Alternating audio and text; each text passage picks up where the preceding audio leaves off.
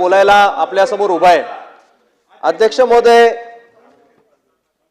आज या अभिभाषणावर बोलत असताना जेव्हा मी प्रत मागितली आणि प्रत मागितल्यानंतर सगळी वाचल्यानंतर मला खरं म्हणजे असं वाटलं की गेल्या वर्षीचीच परत एकदा केवळ झेरॉक्स कॉपी छापून दिली आहे का? कारण जवळपास गेल्या वर्षीचं अभिभाषण आणि या वर्षीचं यामध्ये फार काही मला फरकच जाणवला नाही। प्रत्येक गोष्ट जी सांगितली गेलेली आहे ही आम्ही काय करणार किंवा काय करतोय यावर जास्तीत जास्त भर आहे, काय केलं याबद्दल प्रचंड कमी लिहिलं गेलेलं आहे।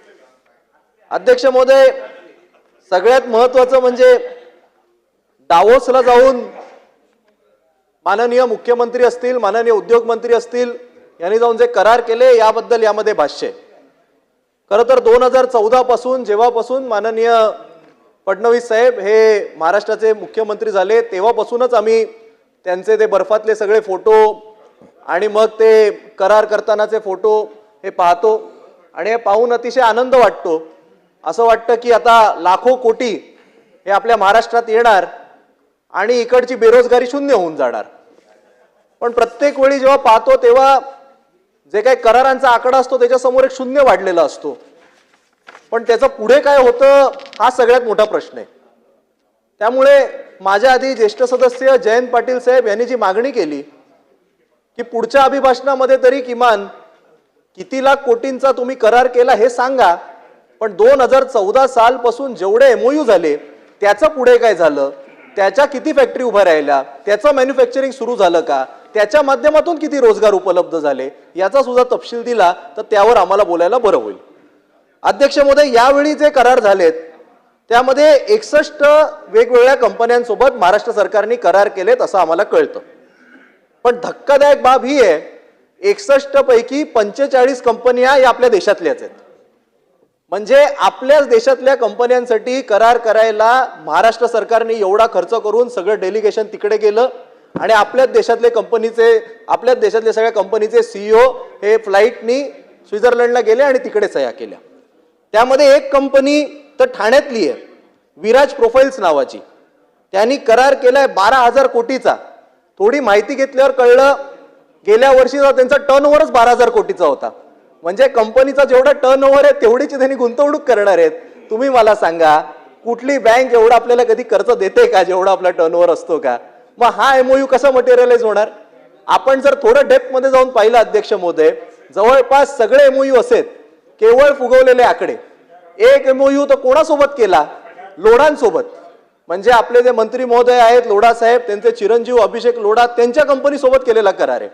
मला वाटतं हा जर करार करायचा होता मुख्यमंत्री महोदयांनी केवळ एक फोन केला असता तर अभिषेक लोढा हे मंत्रालयाच्या 6व्या माळ्यावर त्यांच्या केबिन मध्ये येऊन बसले असते आणि हा करार हा तिकडेच झाला असता। आपल्याला डावोसला जाऊन हा करार करण्याची गरज नव्हती। केवळ आकडे फुगवण्यात उपयोग नाही, त्याचा आउटपुट काय मिळणार आहे हे आपण मला वाटतं कुठे ना कुठेतरी पाहिलं पाहिजे। अध्यक्ष महोदय, या अभिभाषणामध्ये असं सांगितलं गेलंय की MIDCच्या माध्यमातून आता MIDC industrial land application and allotment portal मिलाप असं सुरू करण्यात येत आहे। म्हणजे जर एखाद्याला प्लॉट हवा असेल तर या पोर्टलच्या माध्यमातून त्याला ऍप्लिकेशन करतील। पण मी जे काही उद्योजकांशी बोललो, मला जे काही लोकांनी सांगितलं की सध्याच्या परिस्थितीमध्ये जर महाराष्ट्रामध्ये तुम्हाला MIDCचा प्लॉट हवा असेल तर मिलाप तर्फे नाही, मिलो आप, आपको महाराष्ट्र में प्लॉट चाहिए तो पहले मिलो आप, पहले आके मिलो फिर देखेंगे क्या होगा, अशी कुठेतरी परिस्थिती तयार झालेली आहे। अध्यक्ष महोदय, पुढे अभिभाषणात सांगितलंय की ऍग्रीकल्चर, शेतीचं मॉडर्नायझेशन करायला आम्ही आर्टिफिशियल इंटेलिजन्सचा वापर करणार, AIचा वापर करणार। पण आज वस्तुस्थिती काय आहे अध्यक्ष महोदय? महाराष्ट्राच्या ज्या 4 कृषी विद्यापीठ आहेत त्याच्यामध्ये तब्बल 7,000 अजूनही नोकर भरती आणि वेगवेगळे प्राध्यापक आणि यांची भरती बाकी आहे। म्हणजे शिकवायला कोण नाही, आणि शिकवायला कोण नाही म्हणून आपण AIचा वापर करणार का? हा सगळं मला वाटतं केवळ एक दिखावा आहे का असा माझ्या मनामध्ये प्रश्न तयार होतो। पुढे सांगितलंय की MSRDCच्या माध्यमातून आता समृद्धी महामार्ग हा पालघर पर्यंत घेऊन जाणार। खरं म्हणजे हा समृद्धी महामार्ग नक्की कोणाच्या समृद्धी करताय हा सुद्धा एक खूप मोठा प्रश्न आहे। पण ठीक आहे, हा पालघर पर्यंत जात असेल तर आनंदाची गोष्ट आहे। पण MSRDC नवीन रस्ते बनवते ते ठीक आहे, पण आत्ताच्या MSRDCच्या स्वतःच्या रस्त्यांची परिस्थिती काय आहे यावर कधीतरी शासन विचार करणार का, हा सुद्धा माझ्या मनामध्ये प्रश्न आहे. अध्यक्ष महोदय, आत्ताचा जो समृद्धी महामार्ग आहे, इकडे जितके आमदार आहेत अनेक ग्रामीण भागातून येतात, त्यांना विचारा कधी जा, दररोज किमान 10 ते 15 गाड्यांचे टायर बस्ट होतात, मोठ्या मोठ्या गाड्यांचे ऍक्सिडेंट होतात. लोक आता म्हणतात नको तो समृद्धी महामार्ग, आपण आपल्या जुन्या हायवेने जाऊ. अध्यक्ष महोदय, पुणे मुंबई एक्सप्रेस हायवे काही दिवसांपूर्वी 30 तासांचा ट्रॅफिक जाम झाला, तेव्हा त्याची चर्चा झाली, तेव्हा त्याची बातमी आली. अनेक लोक पश्चिम महाराष्ट्रातले मुंबईत येतात, त्यांना आता विचारा, आता तो एक्सप्रेस हायवे सारखा वाटतच नाही, नॉर्मल हायवे सारखा झालाय, एवढे मोठे तिकडे ट्रॅफिक जाम व्हायला लागलेले आहेत. मी तर म्हणतो समृद्धी सोडा, हायवे सोडा, माझ्या मतदारसंघात वाकोल्याचा जो फ्लायओव्हर आहे तो MSRDC कडे. मी चौथं अधिवेशन आहे ते एका फ्लायओव्हर बद्दल बोलतोय, पूर्ण वेळ 12 महिने त्या फ्लायओव्हरचं मेंटेनन्सचं काम चालू असतं. एक फ्लायओव्हर हे MSRDC वाले जर मेंटेन नाही करू शकत तर एवढ्या मोठ्या मोठ्या प्रोजेक्टची कशी काय कामं करणार, हा सुद्धा माझ्या मनामध्ये प्रश्न येतो. अध्यक्ष महोदय, एक अतिशय सुंदर वाक्य याच्यात वापरलं गेलेलं आहे, जीवन सुलभता आणि व्यवसाय सुलभता करता आम्ही आता छोटे मोठे जर गुन्हे कोणावर नोंदवलेले असतील तर गुन्हे आम्ही कॅन्सल करून टाकणार. पण अध्यक्ष महोदय, वस्तुस्थिती काय आहे, गेल्या अधिवेशनामध्ये म्हणजे 1 वर्ष झालं त्याला, मी माझ्या मतदारसंघातल्या शिवालिक व्हेंचर्सच्या प्रकल्पाला काही नागरिकांनी विरोध केला म्हणून 2013 साली किरकोळ गुन्हे त्यांच्यावर दाखल झाले आणि आज जवळपास 12-13 वर्ष झाली सध्या चार्जशीट दाखल नाही झाली, म्हणून ते गुन्हे आता मागे घेण्यात यावे अशी विनंती केल्यानंतर राज्याचे उपमुख्यमंत्री एकनाथ शिंदे साहेबांनी फ्लोअर ऑफ द हाऊस वर मला शब्द दिला होता की आम्ही ते गुन्हे मागे घेऊ. आज 1 वर्ष झाला ते गुन्हे मागे घेण्यात आलं नाही. म्हणजे उपमुख्यमंत्र्यांनी दिलेल्या शब्दाचं जर पालन होत नसेल तर मग हे काय जीवन सुलभता आणि काय व्यवसाय सुलभता वगैरे वगैरे ऐकून आपल्याला काय करायचं. अध्यक्ष महोदय, अध्यक्ष महोदय, या अभिभाषणामध्ये पोलीस हाऊसिंगचा उल्लेख केला गेलाय. नक्कीच पोलिसांना घरं दिली गेली पाहिजेत, या मताचे आम्ही सगळेच होत, पण केवळ घोषणा करून चालणार नाही. माझ्या मतदारसंघामध्ये शासकीय कर्मचाऱ्यांना घरं देणार देणार देणार म्हणून मी वारंवार माझा घसा कोरडा करून सांगतो. विधानसभेच्या निवडणुकीच्या पूर्वी आपलंच सरकार होतं, केवळ मुख्यमंत्री उपमुख्यमंत्र्यांची अदलाबदल झाली, त्यावेळी GR काढण्यात आला, सांगण्यात आलं की प्लॉट देऊ. आज 1 वर्ष झाला, अजूनही वांद्र्यामधल्या शासकीय कर्मचाऱ्यांना आपण सदा प्लॉट देऊ शकलो नाही. अध्यक्ष महोदय, प्लॉट द्यायचा होता, जागा उपलब्ध आहे, आता जुनी शासकीय वसाहत आता जमीनदोस्त करण्यात येत आहे, एका बाजूला तिकडे नवीन हायकोर्ट उभं राहतंय. माझं म्हणणं आहे तुम्ही देऊन टाका ना, 96 एकरची जमीन आहे, 10 एकर आमच्या शासकीय कर्मचाऱ्यांना देऊन टाका, काय त्याच्यामध्ये मोठं आहे. पण द्यायला जी दानत लागते ती कुठेतरी या सरकारमध्ये दिसत नाही.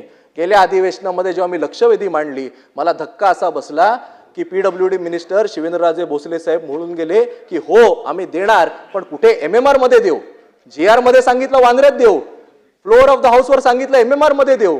म्हणजे तुम्ही देणार की नाही आणि कधी देणार, आणि जर तुम्ही दिलेला शब्द काढलेला GR पाळत नसाल तर मग या पोलीस हाऊसिंगच्या तुमच्या ध्येय धोरणावर तरी आम्ही विश्वास ठेवायचा का. अध्यक्ष महोदय, हा मनामध्ये प्रश्न तयार होतो. खरं म्हणजे जर पाहिलं तर प्रत्येक जे काही एवढे मुद्दे आहेत त्या सगळ्या मुद्द्यांवर बोलण्यासारखं आहे. मला सुद्धा माहिती आहे माझ्यानंतर अनेक आमदारांना बोलायचंय, त्यामुळे मी काय फार मोठं लांबण असं लावणार नाहीये. पण अध्यक्ष महोदय, मला एक धक्का लागला की एवढं सगळं सांगितलं गेलंय पण क्लायमेट चेंज या संदर्भात काहीच सांगितलं गेलं नाही, वातावरणीय बदल बद्दल काहीच मोठी घोषणा नाही. आज अध्यक्ष महोदय, मुंबईची हवा गेले 1 वर्षापासून मुंबईतला प्रत्येक आमदार, तो सत्ताधारी असो किंवा विरोधक असो, तो ओरडून ओरडून सांगतोय की आमच्याकडे लोकांना श्वास घेऊ शकत नाहीत. वांद्रे जो माझा मतदारसंघ आहे हा मुंबईमध्ये आज सगळ्यात दूषित हवेचं ठिकाण म्हणून प्रसिद्ध झालेलं आहे. माझ्या मतदारसंघात BKC आहे, कलेक्टर ऑफिस आहे, SRA आहे, म्हाडा आहे, एवढी सगळी सत्तेची ठिकाणं असून सुद्धा सामान्य नागरिकांना श्वास घेता येत नाही. बुलेट ट्रेनचा प्रकल्प माझ्याच मतदारसंघामधून सुरू होतोय, एवढं सगळं असताना सुद्धा आपल्याला श्वास घेता येत नाही, अशी परिस्थिती आहे. करायचं काय. आत्ता इकडे खरं म्हणजे मंत्री योगेशजी कदम बसलेले, ते आत्ताच बाहेर गेले. त्यांचे MPCBचे जे आमचे चेअरमन आहेत ते त्यांचेच बंधू आहेत. माझी त्यांनाच विनंती खरं म्हणजे मी करणार होतो की MPCB करते काय, आपण यावर काय कारवाई करणार आहोत. महानगरपालिका काय करते माहिती आहे अध्यक्ष महोदय, एक नवीन मशीन आणले, ते मशीन धूळ फिरवते, म्हणजे पुढच्या चाकाने ती धूळ अशी फिरते ब्रशनी आणि मागच्या हवेने ती परत तिकडेच सोडते. म्हणजे एवढं हास्यास्पद आहे सगळं काम की ह्यावर आपण काय प्रिव्हेंटिव्ह मेजर्स घेतलेत हेच कळत नाही. कधीतरी एकदा आयुक्त, उपायुक्त, ऍडिशनल आयुक्त आम्हाला रस्त्यावर दिसतात, कन्स्ट्रक्शनच्या ऍक्टिव्हिटी 5 दिवस थांबवतात, 6व्या दिवसापासून जैसे ते. सरकारचं धोरण काय आहे? AQI सुधारणार कसा? आज ज्येष्ठ नागरिकांना ब्रॉन्कायटिस सारखे जे त्रास होत आहेत, लहान मुलांना जे त्रास होत आहेत, यावर तुमचं धोरण काय? हे खरं म्हणजे या अभिभाषणामध्ये येईल असं मला वाटलेलं, पण त्याही संदर्भात काही झालेलं नाही. अध्यक्ष महोदय, एक शेवटचा विषय तो म्हणजे या अभिभाषणामध्ये अनेक मुद्द्यांना हात घालण्यात आला, पण मुंबई महानगरपालिकेच्या निवडणुकीच्या पार्श्वभूमीवर जी प्रॉमिसेस ही याच सभागृहामध्ये माननीय मुख्यमंत्री असतील, माननीय उपमुख्यमंत्री असतील किंवा इतर मंत्री असतील, या सगळ्यांनी दिलेली क्या हुआ तेरा वादा असं आता मुंबईकर हे या सरकारला विचारतायत, कारण अभिभाषणामध्ये त्या संदर्भात कुठे कसलाही उल्लेख नाही. अध्यक्ष महोदय, केंद्र सरकारच्या जमिनींवर ज्या झोपड्या आहेत, ज्या चाळी आहेत, ज्या वस्ती आहेत, याचा पुनर्विकास कसा होणार हे आम्ही वारंवार जेव्हा विचारतो त्यावर करू करू करू केवळ एवढंच उत्तर मिळतं, त्यावर अजूनही धोरण नाही. माझ्या मतदारसंघामध्ये जे डिफेन्स लँड आहे त्या डिफेन्स लँडच्या झोपड्यांचा पुनर्विकास कसा होणार हे विचारल्यावर निवडणुकीच्या पूर्वी माननीय मुख्यमंत्री साहेब म्हणालेले, काळजी करू नका, आपण लगेच करू. निवडणुका झाल्या, आपल्याला बहुमत मिळालं, आता ज्यांनी आपल्याला बहुमत दिलंय त्यांना तुम्ही घरं देणार का? त्यांना तुम्ही न्याय देणार का? तुम्हाला विरोधकांचं पडलं नाहीये, पण ज्यांनी तुम्हाला जिंकवलं, ज्या मुंबईकरांनी तुम्हाला पहिल्यांदा मुंबईमध्ये सत्ता दिली, त्यांना तरी तुम्ही न्याय देणार का? हा प्रश्न माझ्या मनामध्ये. आज रेल्वेच्या जमिनींवर अनेक झोपडे आहेत, त्यांचं पुनर्वसनाचं काय होणार? आणि त्यामुळे महत्वाच्या विषयांना बगल देऊन केवळ मोठे मोठे शब्द, आजकाल ही फॅशन झाली आहे, काय झालं की त्यामध्ये AI लिहायचं, नवीन टेक्नॉलॉजीचा वापर करणार लिहायचं, मोठे मोठे शब्द टाकायचे, पण मूलभूत गोष्टींकडे दुर्लक्ष करायचं. आणि म्हणून मला वाटतं या सगळ्यांवर लक्ष दिलं पाहिजे. ड्रग्सचा मुद्दा हा किती महत्वाचा आहे मला वाटतं सगळ्यांनीच सांगितलेलं आहे. मी जास्त बोलण्याच्या ऐवजी मी काही ज्या काही रील बघितल्या, माननीय सदस्य योगेश सागर साहेबांनी काही ड्रग्सवाले त्यांच्या मतदारसंघात पकडून दिले, बोरिवलीचे आमदार आहेत उपाध्याय साहेब, त्यांनी काही मला वाटतं ड्रग्सवाले पकडून दिले. जर सत्ताधारीचे मतदारसंघात अशी परिस्थिती असेल, जर पोलीस त्यांचं ऐकत नसतील, त्यांचे गृहमंत्री असताना सुद्धा आमदारांना रस्त्यावर उतरून ड्रग्स पकडायला लागत असतील, तर मग आम्ही काय बोलायचं? त्यामुळे या विषयावर जेवढं बोललं तेवढंच कमी आहे असं मला वाटतं. आणि म्हणून हे जे काही फसवं संपूर्ण हा जो काही भाषण आहे याचा मी निषेध व्यक्त करतो. आपण मला संधी दिली म्हणून मी आपले आभार मानतो. धन्यवाद.